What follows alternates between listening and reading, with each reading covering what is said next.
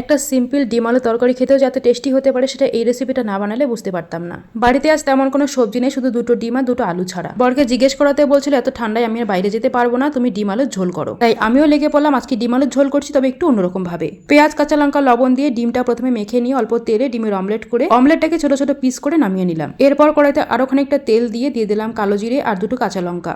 কাঁচা লঙ্কা একটু ভাজা হয়ে গেলে ছোট ছোট টুকরো করে নেওয়া আলু দুটোকে দিয়ে দিলাম। আলুর টুকরোগুলোকে তেলে কিছুক্ষণ ভেজে নিয়ে একটা ঢাকনা দিয়ে ঢেকে দিলাম লো আছে, তাতে করে আলু ভালোভাবে সেদ্ধ হয়ে যাবে আর ভাজাও হয়ে যাবে। এরপর ঢাকনা খুলে কিছুটা টমেটো কুচি, একটুখানি আদা বাটা আর স্বাদ মতো লবণ দিয়ে আলুটা আরো কিছুক্ষণ ভাজা ভাজা করে নিয়ে এরপরে লঙ্কার গুঁড়ো আর হলুদ গুঁড়ো দিয়ে দিলাম। মশলা দেওয়ার পর আরো কিছুক্ষণ ভেজে নিয়ে এরপর অল্প জল দিয়ে সবজিটাকে খুব ভালোভাবে কষিয়ে নিলাম। আর খুন্তির সাহায্যে কয়েকটা আলুর টুকরোকে একটু ম্যাশ করে দিয়েছি যাতে করে ঝোলটা খেতে ভালো লাগে। এরপর 2 গ্লাস মতো ঝোলের জন্য জল দিয়ে দিলাম। ঝোলটা একটু পাতলা হবে। ঝোল দিয়ে ভালোভাবে মিশিয়ে নিয়ে ডিমের অমলেট গুলোকে দিয়ে এরপর ওপর থেকে একটু ভাজা জিরে গুঁড়ো, একটা চেরা কাঁচা লঙ্কার ধনেপাতা কুচি দিয়ে 5 মিনিট মতো সময় নিয়ে ঝোলটাকে খুব ভালোভাবে ফুটিয়ে নিতে হবে। তাহলে কিন্তু ডিমের ফ্লেভারটা ঝোলের মধ্যে আসবে আর ঝোলটা খেতে খুব ভালো লাগবে। 5 মিনিট মতো ফুটিয়ে লবণ চেখে নামিয়ে নিতে হবে। তাহলেই তৈরি হয়ে গেল আমাদের দারুণ টেস্টি পেঁয়াজ রসুন ছাড়া ডিম আলুর ঝোল। খেতে কিন্তু দুর্দান্ত হয়েছিল।